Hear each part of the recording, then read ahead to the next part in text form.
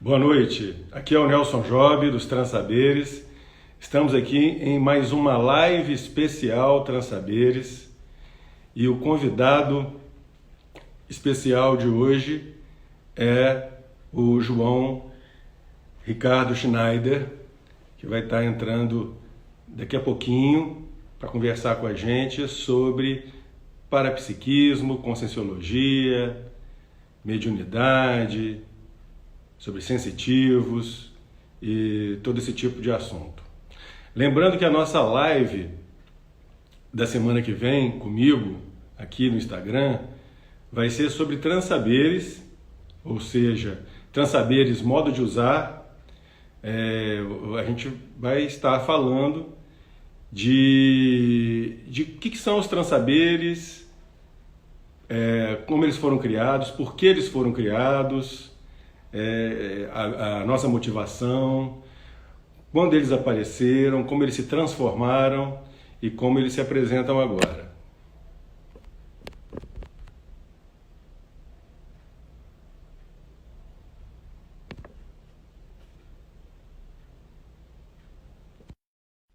Vamos entrar agora com o João Ricardo.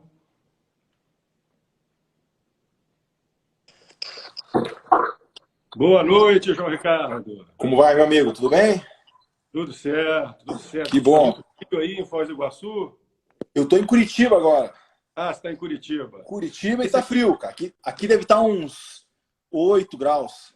Ah, imagino, porque isso aqui no Rio tá um friozinho É. e tá dando uma chuvidinha, aí deve estar um pouquinho mais Aqui, intenso, né? aqui não é fácil. Tá frio mesmo. Mas eu gosto do friozinho daí. Que bom. Deixa eu Bom, só João Ricardo, muito dar um obrigado último por ajuste ter... aqui. Assim, acho que Tá melhorou legal, agora. tá legal, tá bem legal.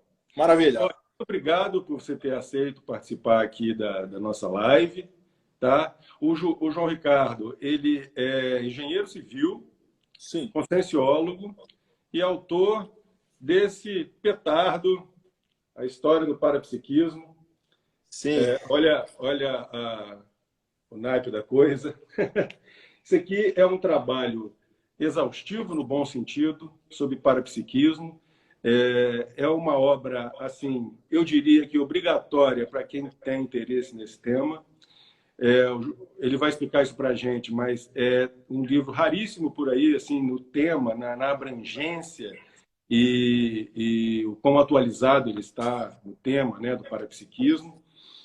Eu participei de um curso com o João Ricardo sobre esse, Verdade. né? Aqui, meus vizinhos aqui, quando era aqui do meu lado aqui,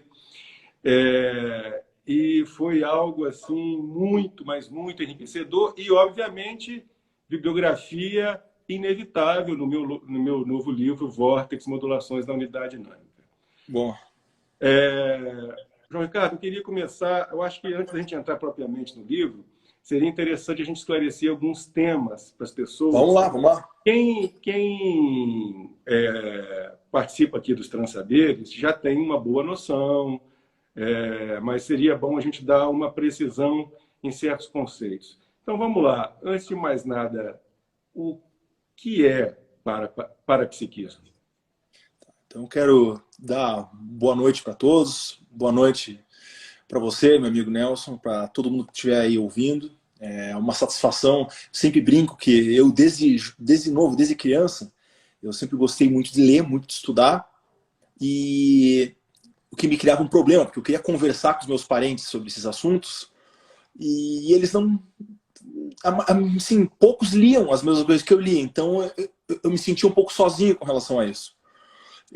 O fato de ter hoje pessoas interessadas em conversar sobre os temas que me interessam, para mim é uma satisfação. Então, agradecer a oportunidade de poder falar de temas que eu gosto. O nome do livro é História do Parapsiquismo. Então, antes de mais nada, a gente precisa definir o que é parapsiquismo. Se a gente for olhar mesmo dentro da psicologia, das ciências psíquicas, o termo psiquismo é um termo presente. Psiquismo significa basicamente o seguinte: é a soma de toda a cognição formada a partir dos sentidos físicos básicos. Então, aquilo que a gente forma a partir da nossa visão, da nossa audição, do olfato, do tato, isso tudo, todas as experiências que a gente vai adquirindo, então, ou seja, assim, o contato que nós temos com a realidade física cria esse complexo que a gente chama de psiquismo. Quando a gente coloca o prefixo para na frente, ele é um prefixo que quer dizer além de. Então, quando a gente está falando de parapsiquismo, a gente está falando de todo o conjunto de cognições, pensamentos, memórias, experiências, o conjunto que cada indivíduo constrói ao longo da sua existência a partir não só dos sentidos físicos, mas tudo aquilo que transcenda também esses sentidos físicos. Então, é um conceito que tem a ver com a transcendência dessa realidade física que a gente está acostumado. Ok. E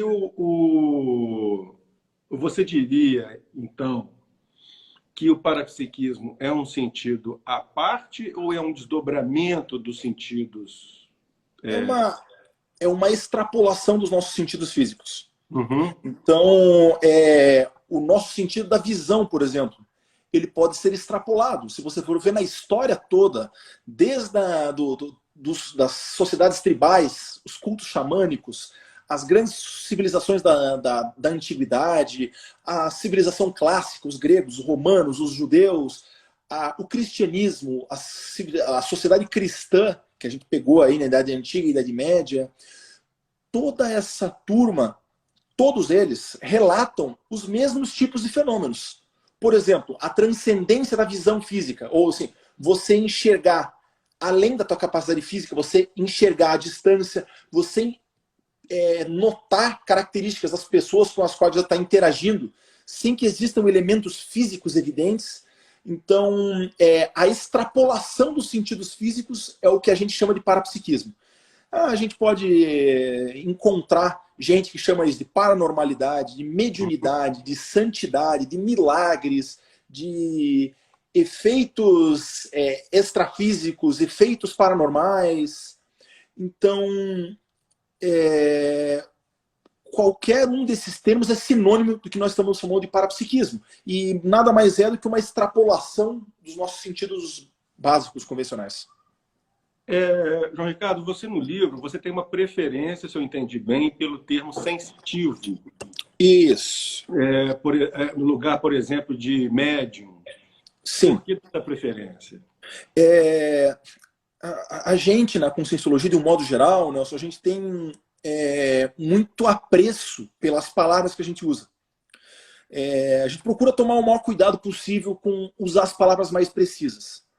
E se você for pegar a palavra médium, a acepção dela é intermediário. Uhum.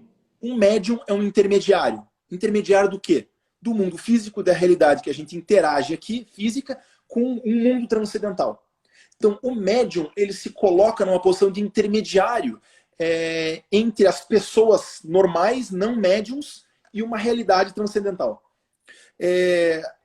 Nós, por uma questão de estudo, de pesquisa e a nossa realidade prática mesmo, a gente acabou percebendo que, na prática, todos nós temos esse tipo de habilidade.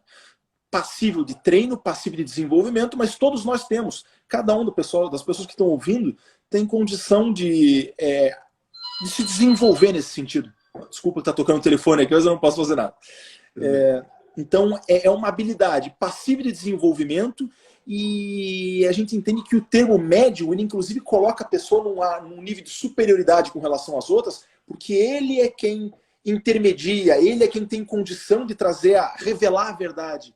E na prática a gente percebe o seguinte, todos nós temos condição de fazer isso. De que forma? Aumentando a nossa sensibilidade pessoal. Aumentar a sensibilidade, por conta disso, usamos o termo sensitivo. Sensitivo é uma pessoa que ela é mais sensível que as outras. Basicamente isso. Ok. Já entrando um pouco no tema da Conscienciologia, a Conscienciologia, de fato, ela tem esse diferencial em relação, por exemplo, ao Espiritismo, porque no Espiritismo não tem uma espécie de treinamento de mediunidade. Conscienciologia é a primeira coisa que você chega quando A primeira coisa que acontece quando você chega lá é você aprender a fazer o estado vibracional e você ter algumas experiências da ordem de alguma coisa a nível ectoplásmico, ou de energia, etc. E tal. Vamos falar então um pouquinho da Conscienciologia, da sua história. Vamos lá. Conscienciologia, ela significa basicamente o estudo da consciência. Consciência é cada um de nós. É o mesmo que psique, alma, espírito, ego, self. Cada linha vai ter um termo diferente. Conscienciologia é o estudo dessa essência. Mas é um estudo dessa essência não do ponto de vista psicológico e, vamos dizer assim, físico dessa nossa realidade. A gente estuda essa consciência interagindo com realidades mais sutis, realidades transcendentes. E agora você pode pensar, tá, mas isso aí, as religiões todas fazem, o espiritismo faz.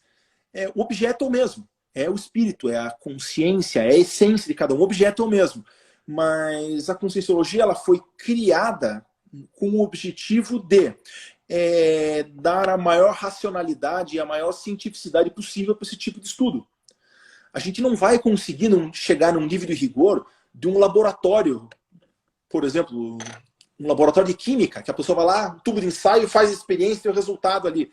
Esse tipo de objetividade no estudo da consciência é difícil, mas a gente tenta, na medida do possível, fazer. E a nossa principal ferramenta, o principal, vamos dizer, o princípio epistemológico da Conscienciologia, o princípio através do qual a gente constrói conhecimento, é o que a gente chama de princípio da descrença. Que a gente diz o seguinte: não acredite em nada. Nem no que eu estou dizendo aqui, nem no que o meu amigo Nelson está dizendo. Não acredite em nada. Use o seu senso crítico, questione e, na medida do possível, tenha experiências pessoais. Porque as experiências pessoais, no final das contas, são o que vão definir a tua convicção. A minha consciência, João Ricardo, aqui, eu, enquanto consciência, eu passo por diversas experiências no meu dia a dia que eu não consigo compartilhar elas integralmente com você ou com ninguém. Então, existe uma dificuldade do compartilhamento desse tipo de experiência, que é natural. É natural. Eu não consigo. Eu vou falar para você assim, Nelson, você sonha? Você vai dizer, sonho. Eu vou falar para você assim, me prove que você sonha. É difícil. É difícil porque são realidades, para você é real, é uma realidade, mas é uma realidade íntima. É algo que é uma experiência íntima e, por definição, ou até hoje, por conta dos nossos instrumentais tecnológicos, é uma experiência intransferível, ela é sua. Então, na Conscienciologia, nós estimulamos a experiência pessoal. Como você bem disse, desde o início a gente estimula as pessoas a terem experiência, a desenvolverem sensibilidade, a aprenderem a trabalhar com suas energias e qualquer outra coisa que a pessoa tiver interesse nesse sentido. Porque justamente é isso que a gente entende que é o mais saudável. A gente entende que o mais saudável é a gente superar a necessidade do acreditar, da crença. E buscar ter experiências que tragam uma convicção mais sólida. Ok. Vamos falar um pouquinho também do estado vibracional, porque é uma ferramenta tão importante na Conscienciologia e ela muda tanto a nossa concepção de vida. O que você teria a dizer para a gente aí? Estado vibracional é uma técnica. A gente deu essa terminologia nova. O professor Valdo Vieira, que é o propositor da Conscienciologia, ele criou esse termo para designar algo que sensitivos há muitos milênios já sabiam. Nós temos um corpo energético e esse corpo energético ele responde aos nossos pensamentos, aos nossos sentimentos e responde à nossa vontade. Na medida em que eu aplico a minha atenção em algo, eu concentro a minha energia nesse algo.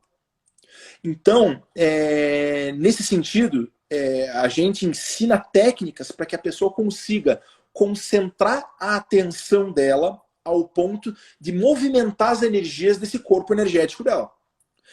E na medida em que a gente movimenta essas energias de maneira cada vez mais intensa e mais dinâmica, a gente vai tornando o nosso corpo energético dinâmico ao ponto de que ele entra em estado de vibração.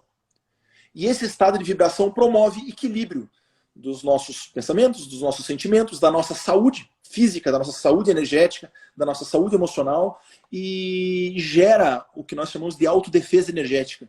Então, a gente consegue realizar um nível de defesa de interferência que outras pessoas venham a estar causando na gente. O estado vibracional basicamente é isso. É uma técnica que, através da concentração da nossa atenção, a gente dinamiza ao máximo as nossas energias.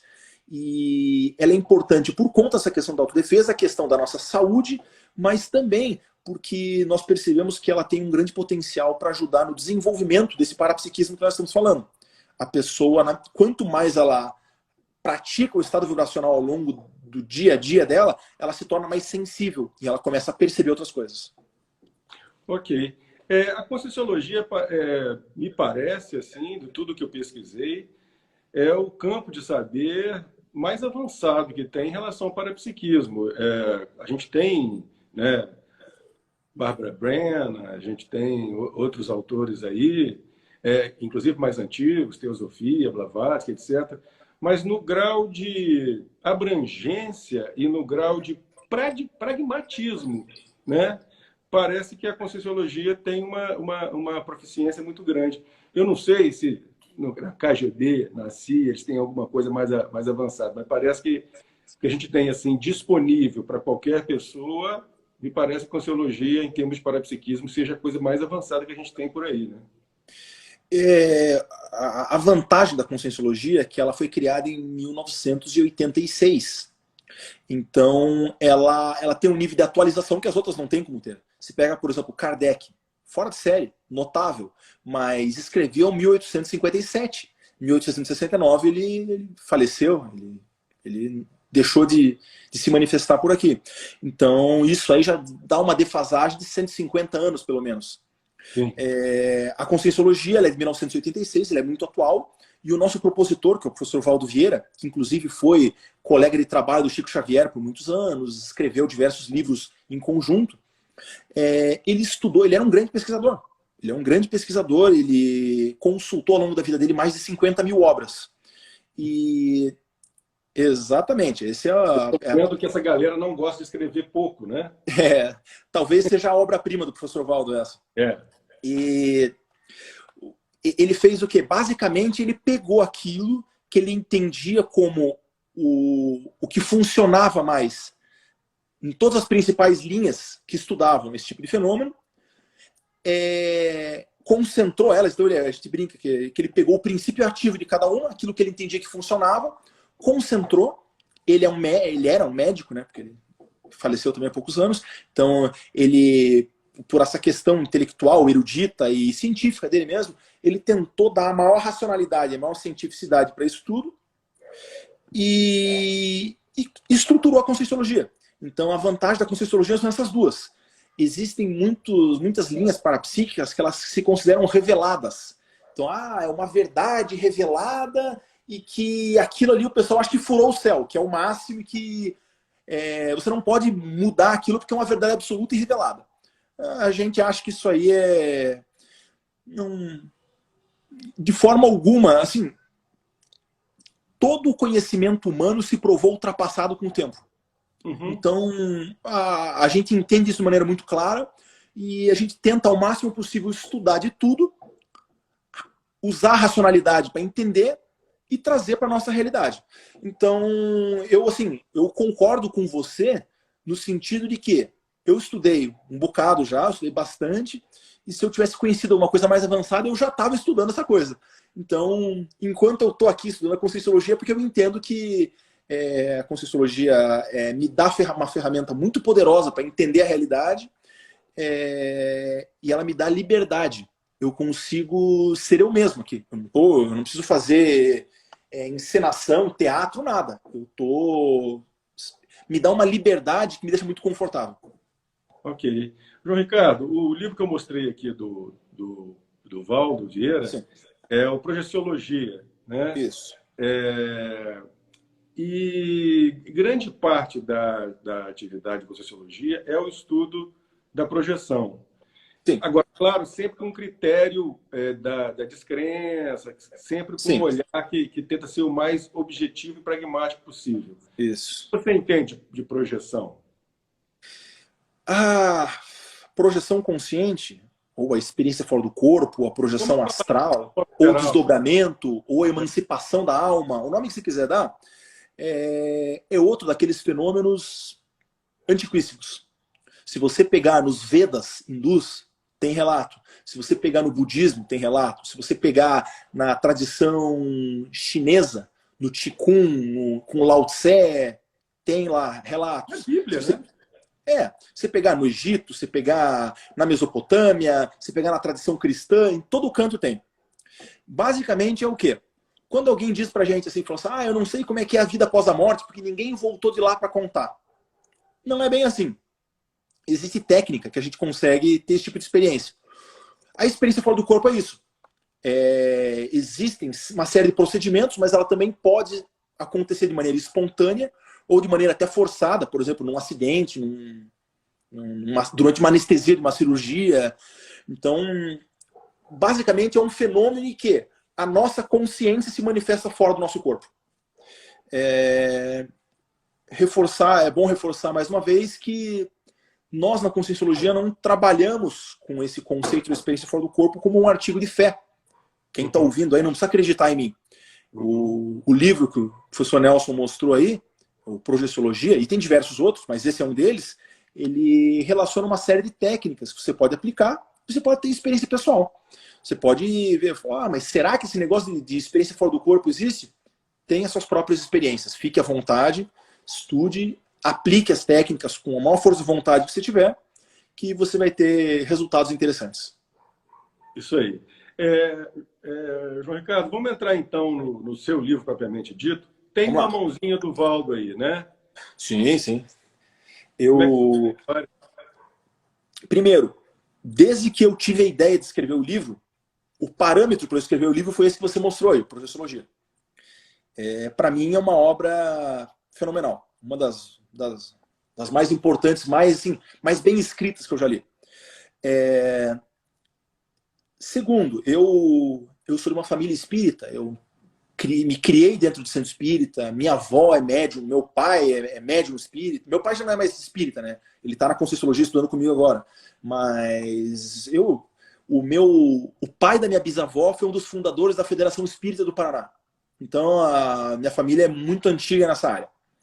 Eu sempre gostei muito de história, sempre gostei muito de ler, e desde muito novo eu li muito. Eu cheguei na Conscienciologia quando eu tinha 17 para 18 anos, comecei a dar aula com 18 anos na Conscienciologia, e quando eu tinha 21, eu estava em Foz do Iguaçu, num carnaval, inclusive, carnaval 2004, e aí o professor Valdo e o professor Mário Oliveira, que inclusive é seu amigo também, estavam almoçando, os dois estavam almoçando e conversando os dois juntos, e estavam organizando um congresso nosso, que é um congresso de parapsiquismo, que ia ter em 2004 em Foz do Iguaçu. Aí eles me viram e brincaram comigo, falaram assim, você tem alguma coisa sobre parapsiquismo para escrever? E eu tinha 21 anos, era uma criança. E abusado também, né? Aí eu falei que tinha. Falei, tenho. Eu estudo a história do parapsiquismo faz muito tempo. E realmente eu lia, mas eu não tinha nada escrito. Aí eles acharam uma boa e me colocaram para fazer a abertura do congresso. E aí o congresso era em julho. Então eu tinha 4 meses para escrever um artigo, levantar a bibliografia, fazer uma apresentação e apresentar. E aí eu fiz a apresentação, o pessoal gostou bastante, eu publiquei o artigo numa revista, aí o professor Valdo me chamou. E falou, olha, você escreve bem, eu gostei do que você escreveu, quero saber o seguinte, quando sai o livro? Então ele fazia isso, ele instigava a gente, né? E aí eu sou uma pessoa disciplinada, eu me comprometi com ele, falei, não, vou escrever, pode esperar. Aí em 2014 eu entreguei o original do livro para ele. Aí ele revisou, me devolveu, eu fiz alguns ajustes, algumas considerações que ele fez, e aí depois, em 2015, ele faleceu, eu fui publicar agora no final de 2018, mas a minha formação intelectual, ele é a principal influência. Ele é uma personalidade notável. Eu também sou muito grato ao Valdo, não apenas pela obra dele, mas também porque ele foi uma das primeiras figuras públicas a assinar embaixo do meu livro, do meu primeiro, da Ontologia Onírica, né? Que legal. Ele recebeu o livro e indicou lá na Na tertúlia. tertúlia? Uhum. E aí alguém que me conhecia, que estava presente, pediu para ele tirar uma foto segurando o livro. Que Essa legal. foto circulou aí e foi muito importante para mim. E assim, eu não tenho essas estatísticas, mas com certeza Foz do Iguaçu, uma das cidades onde o livro mais vendeu. Ah, que legal. Com esse garoto propaganda também, né? Não teve jeito. E ele falou assim, ó, estamos esperando o próximo. Ele fica instigando, né? É isso mesmo. Pois é, agora o próximo saiu. Mas vamos lá. E como é que foi a pesquisa? Porque é bem extenso. Vai do Sim, xamanismo até a conscienciologia, sim. passando por cristianismo, catarismo, a China, druidismo, e passando por algumas figuras famosas, recentes, né? Que você até entrou em contato com algumas delas. Assim. Como é que Sim. foi essa pesquisa?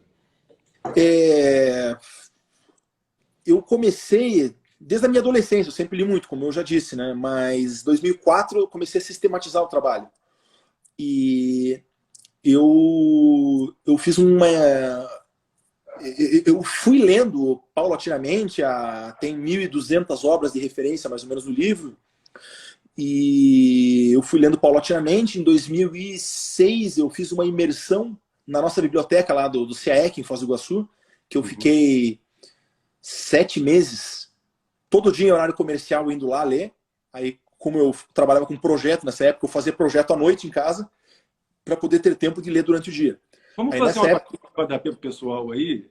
Você falou do CAEC. É importante dizer que na Conscienciologia tem a Cognópolis, que é uma espécie de campus voltado para o estudo do Sim, parapsiquismo, e onde que o núcleo central é o CAEC. É isso? isso, exatamente. É o nosso centro de altos estudos da consciência.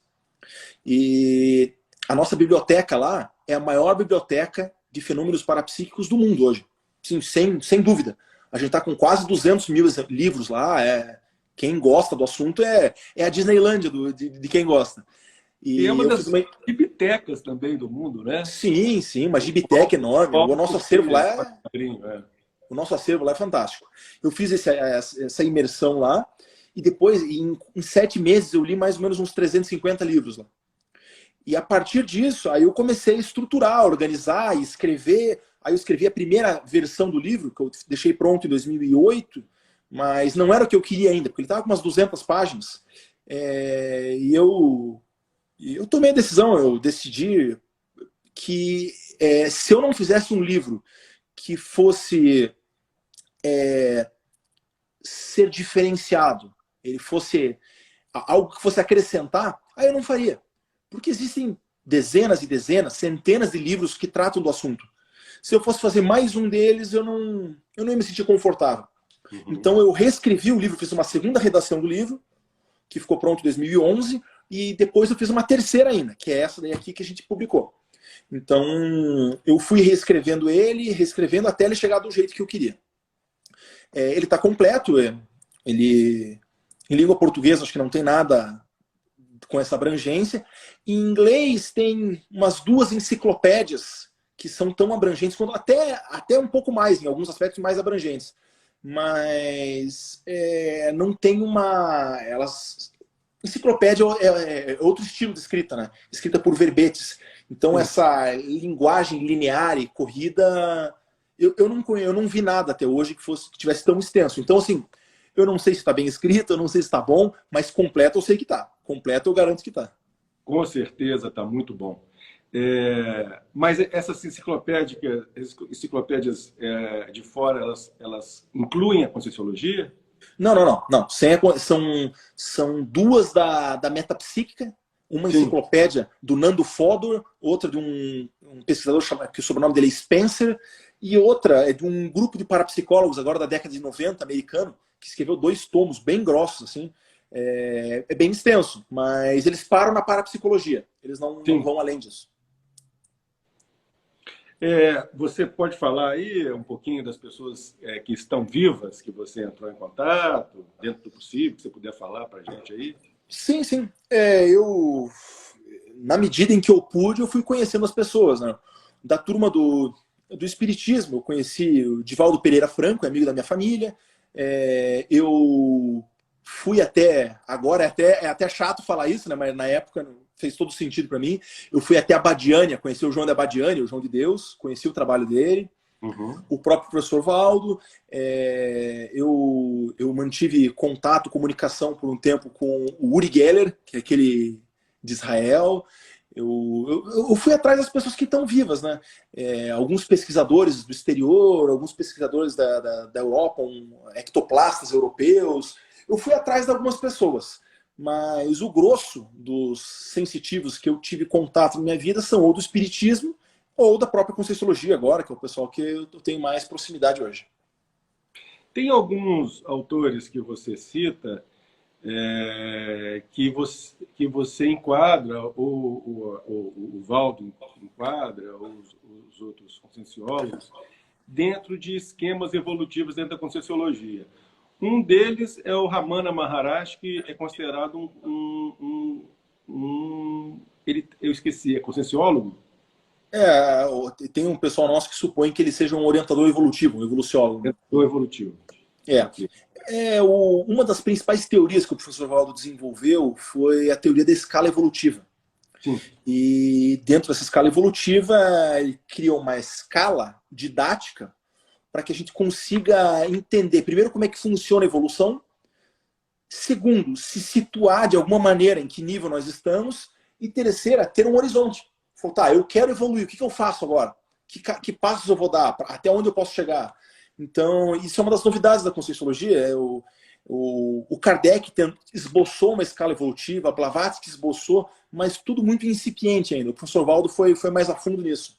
E uma das categorias da escala evolutiva, que a gente chama orientador evolutivo, evoluciólogo, que é uma consciência que ela chega num nível de evolução que ela está em condição de orientar a evolução dos outros.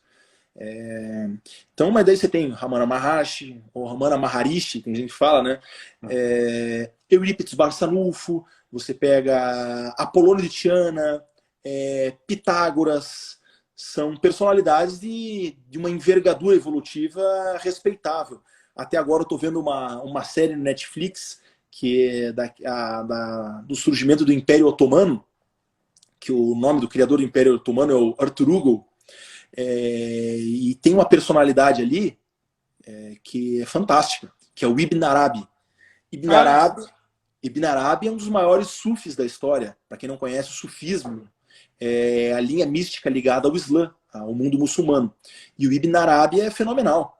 Ele escreveu mais livros psicografados que o Chico Xavier, e que não é pouco. O Chico Xavier tem 400, ele escreveu perto de 700.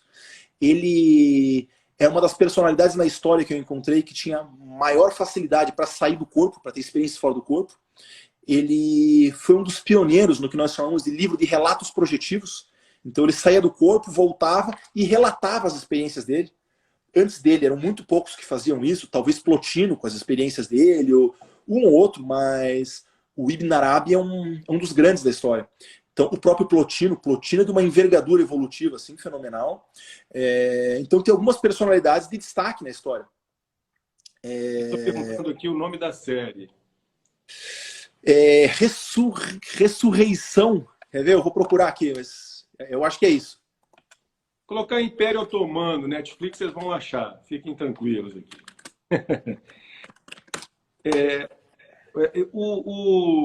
Eu lembro que você também falou do Leibniz. Você considera o Leibniz também, também um parapsiquismo elevado, né? Se a gente for começar a olhar na história, a quantidade de sensitivos é enorme, né? Se for pegar até Descartes, ele teve uma experiência parecida com a do Plotino. Foi uma expansão de consciência. Se você for pegar um por um, até a tabela periódica, por exemplo, o Medvedev lá, ele trouxe de um sonho. O anel benzênico da química também é um sonho.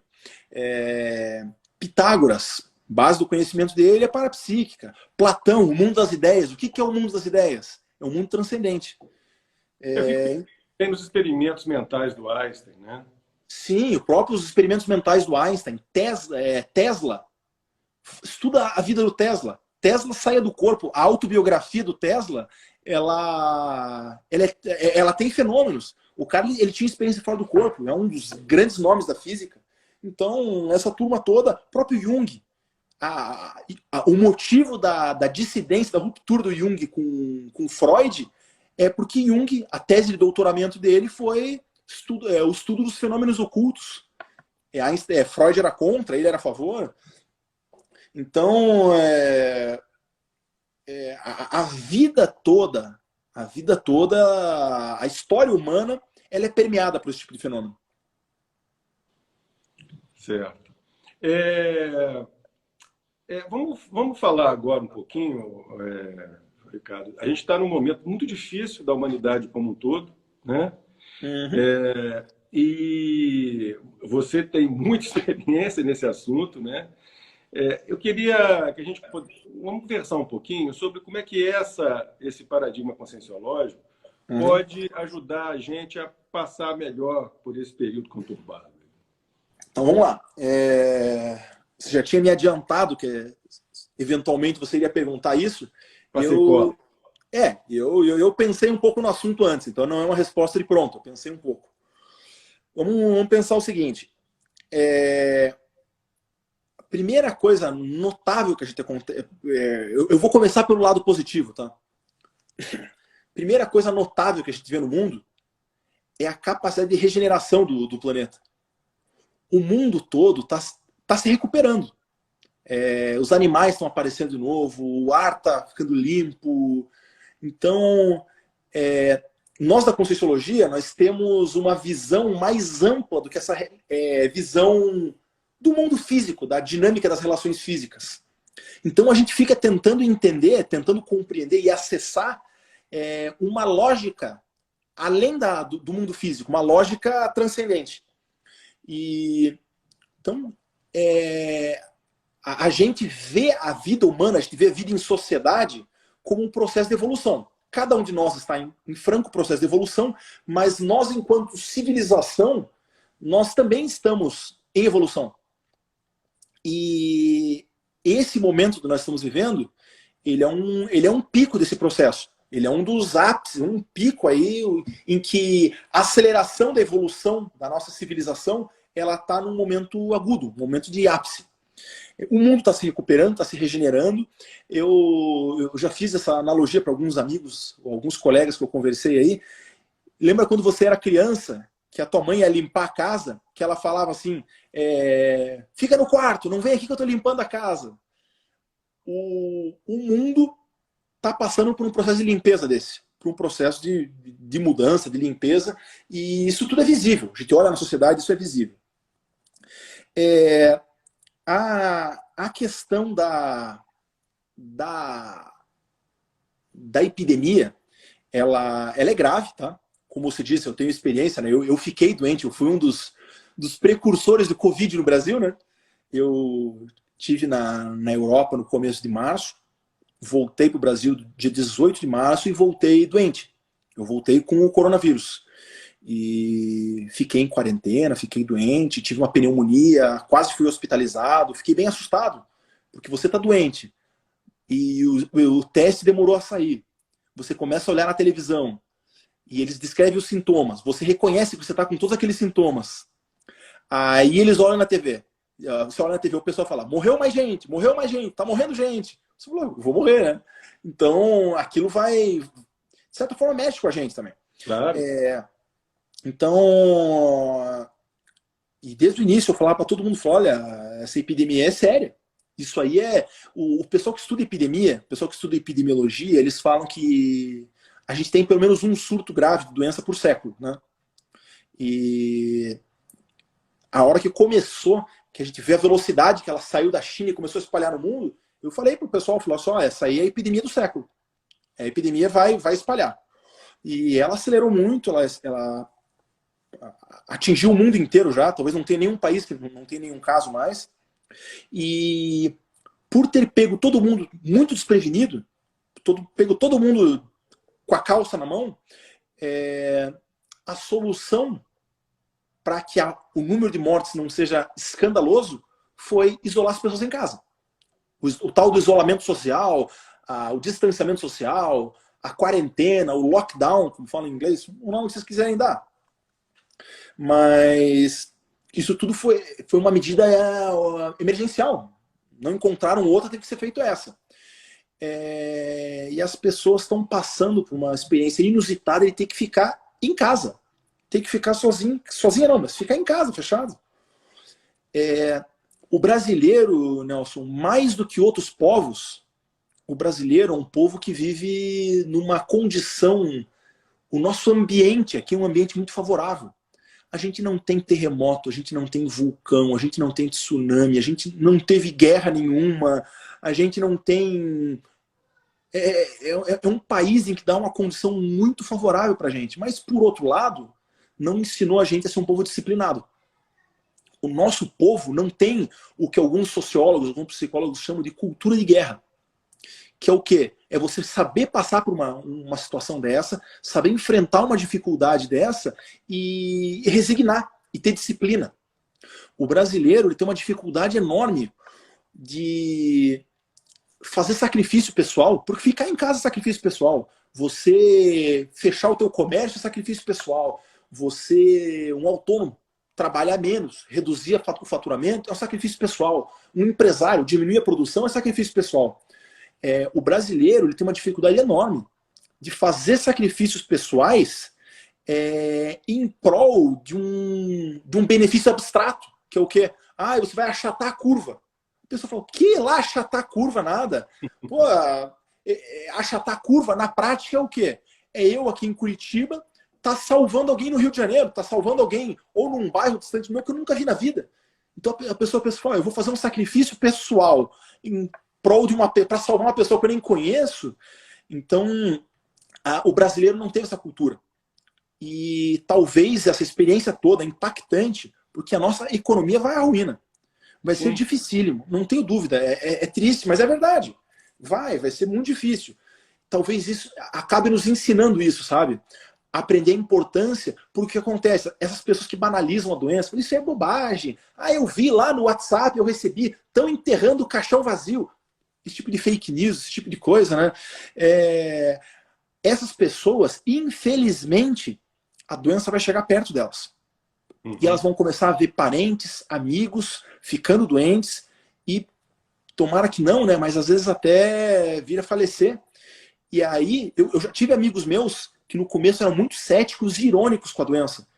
Um deles, em especial, perdeu um tio há pouco tempo atrás. E a pessoa muda completamente. Perdeu o tio e falou, opa, agora chegou em mim, agora eu senti a dor.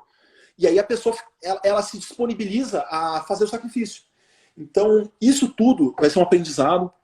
O fato da gente ter que passar mais tempo em casa, a gente tem que passar mais tempo com a gente mesmo, né? Tem pessoa que não aguenta a própria companhia. Tem pessoa que não aguenta ficar em casa sozinho, não aguenta ficar em silêncio, não aguenta ler um livro, fazer uma reflexão, não aguenta. Por quê? Porque a companhia dela, ela ficando sozinha, ela tem que começar a se observar, e aquilo gera um desconforto enorme, gera ansiedade, gera crise, a pessoa começa a perceber quais são os pontos da vida dela que ela tem que mudar e que ela não está mudando, então aquilo começa a gerar crise. Então aprender a gostar da própria companhia, talvez a gente não tenha na nossa vida uma outra experiência tão boa quanto essa quarentena.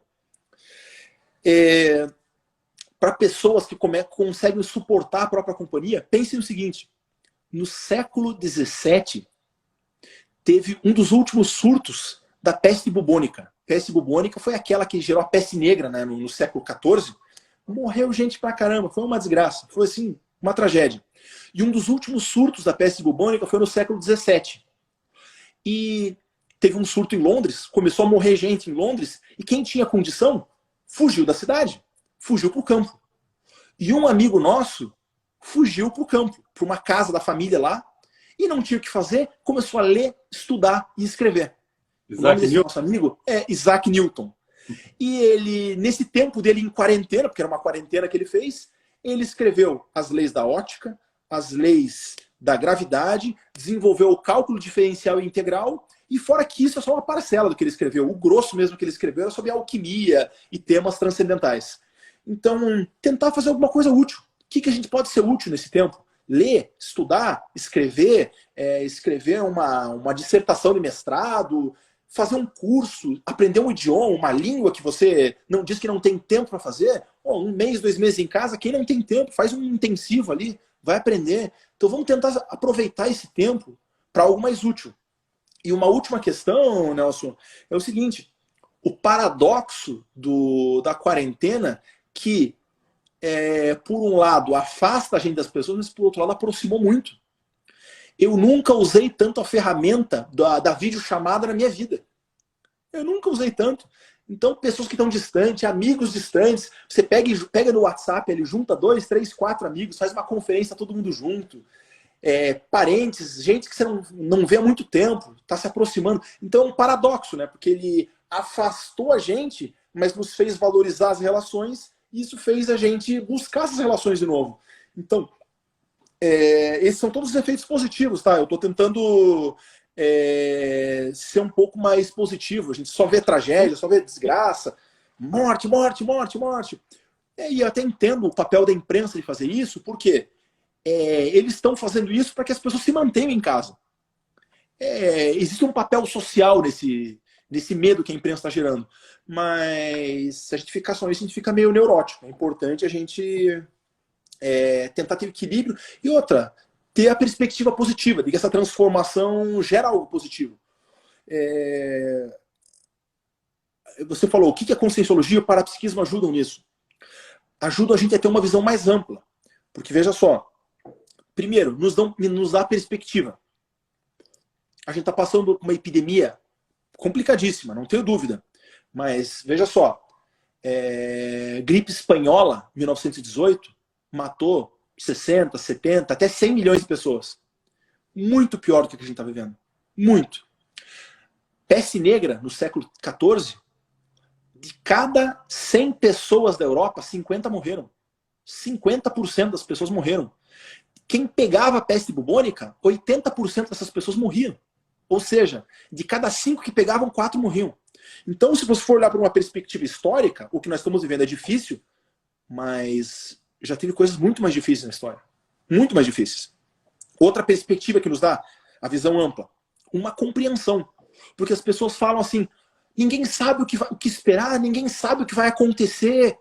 Leiam história. Leiam a história. Eu, essa semana, eu li 2 livros sobre a peste negra e 2 sobre a gripe espanhola. Olha, a história é cíclica, ela se repete. Sabe o que Nelson, sabe o que as pessoas diziam em 1918, quando começou a gripe espanhola? Diziam assim, é uma gripinha, não precisa se preocupar. É só um resfriadinho. Você ouviu alguém dizer isso nessas últimas semanas? Então, não tem nada de novo. Não tem nada de novo. Essas coisas se repetem. Quer ver uma coisa? Na peste negra, ela chegou no mundo ocidental pelo Mar Negro, numa cidade chamada de Aca, que é uma cidade no Mar Negro, em que os mongóis estavam tentando invadir a cidade e começou a peste entre os soldados mongóis. E o que eles fizeram? Começaram a botar os corpos em catapultas e jogar para dentro da cidade. Passou a peste para a cidade. As pessoas de Aca começaram a ver a doença, fugiram para Gênova, na Itália, e trouxeram a doença. Aquilo se espalhou pela Europa.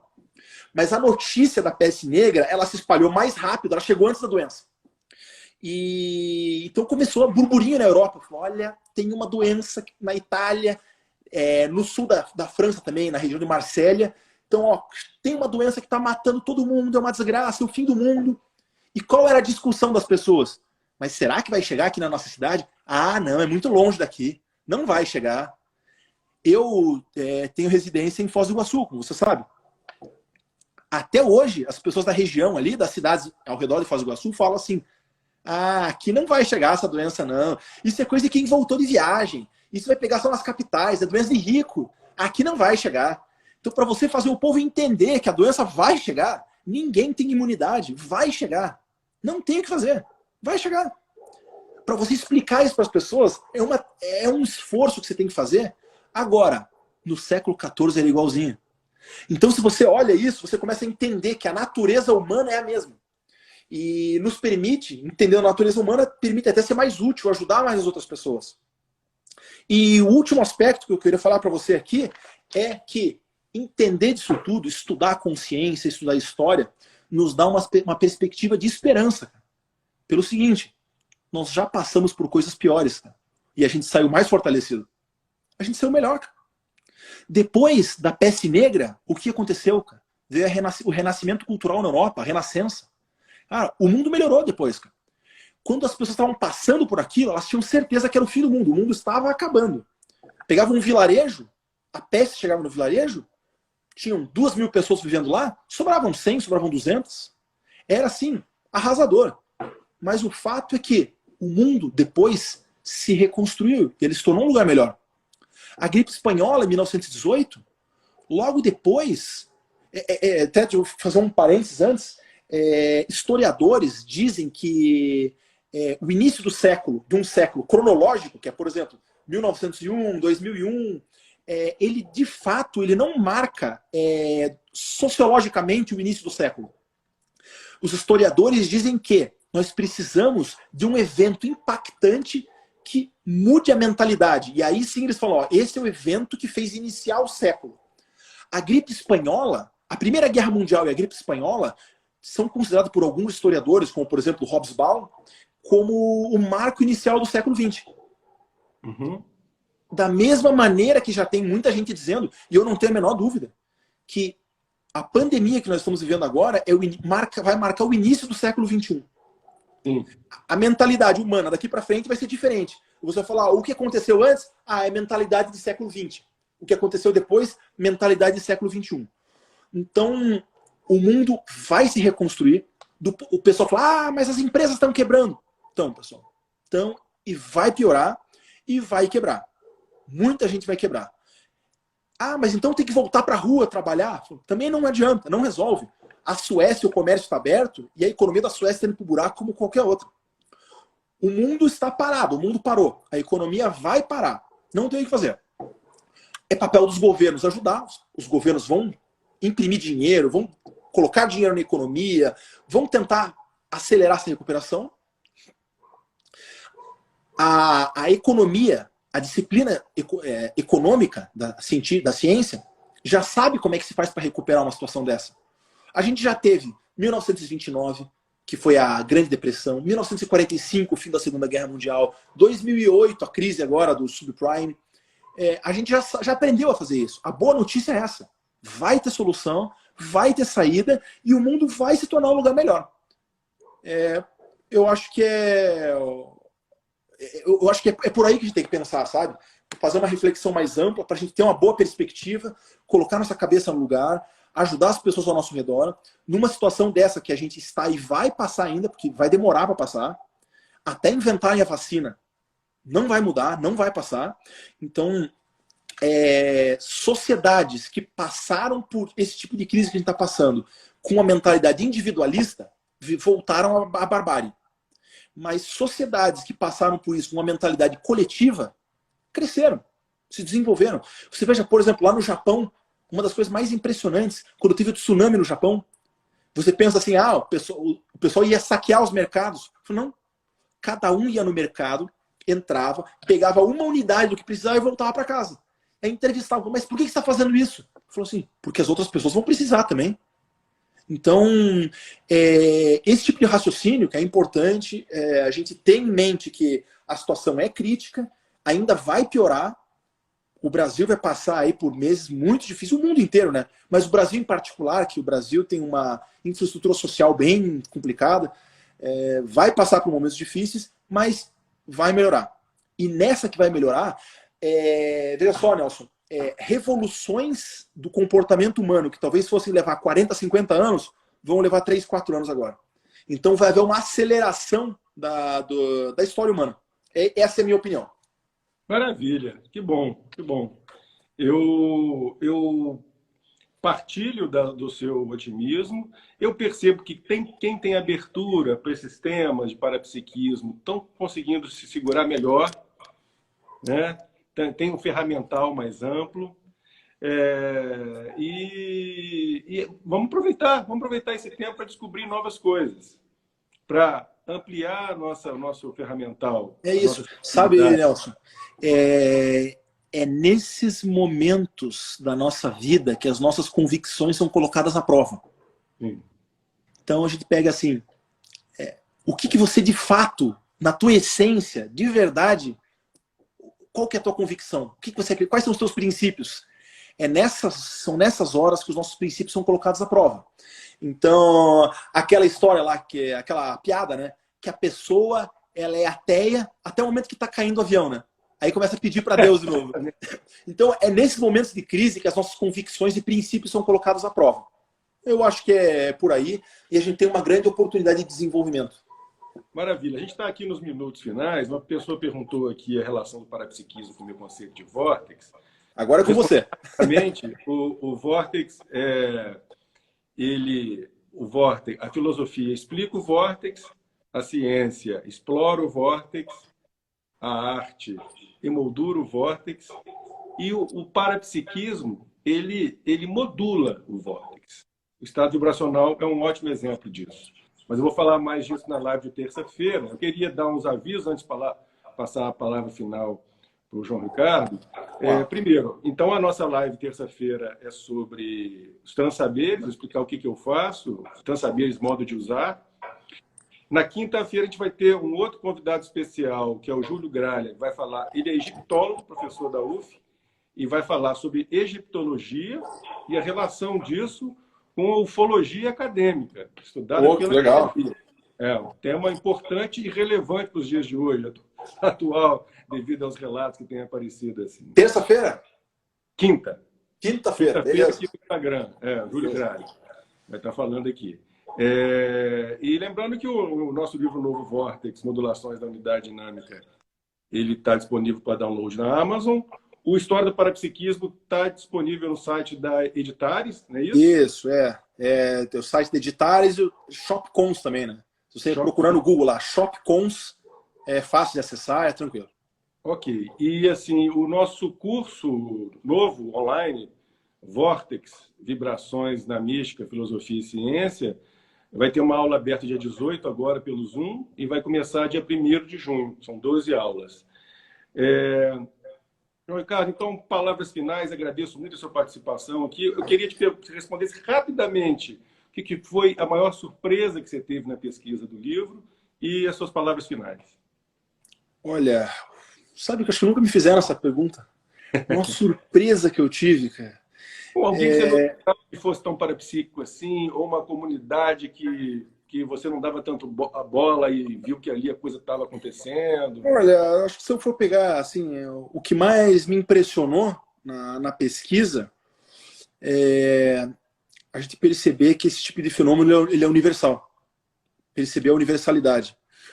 Eu não encontrei nenhum país, nenhuma cultura, nenhuma religião, nenhum sistema de pensamento que não tivesse ali algum sensitivo. Até na política, os reis da civilização da Idade Média, até os políticos hoje, os imperadores romanos, todo mundo tinha orientação, vamos dizer assim, orientação espiritual. Então, aquilo que a gente acha que é algo novo, aquilo que a gente acha que é algo para uma minoria, não. Faz parte da natureza humana, todo mundo tem, é passível de desenvolvimento por qualquer um. Isso foi uma das coisas que mais me chamou a atenção. Aonde você for estudar, você encontra esse tipo de fenômeno. É aquela história que eu até brinco com o pessoal, falou assim, ó, todo mundo tem algum vizinho, algum parente, algum amigo que já teve, que mexe com essas coisas, sabe? Assim, eu tenho um amigo que mexe... aqui do Instagram que a gente está terminando o tempo. Então, João Ricardo, muitíssimo obrigado. Foi muito esclarecedor, foi muito boa aqui a nossa conversa. Até breve e... Tá ótimo. Tô à disposição aí. As energias. Tô à disposição. O que você precisar, eu tô por aí. O pessoal, depois, se quiser, pode me mandar mensagem, hein? A gente troca uma ideia. Se quiserem, o livro está à disposição. Leiam, depois a gente conversa. E, Nelson, bom trabalho para você, com um trabalho legal que você está fazendo. Vê se quinta-feira eu venho aí para ver a outra live. Beleza. Beleza? Obrigado. Um abraço. Tchau, pessoal. Tchau, João Ricardo.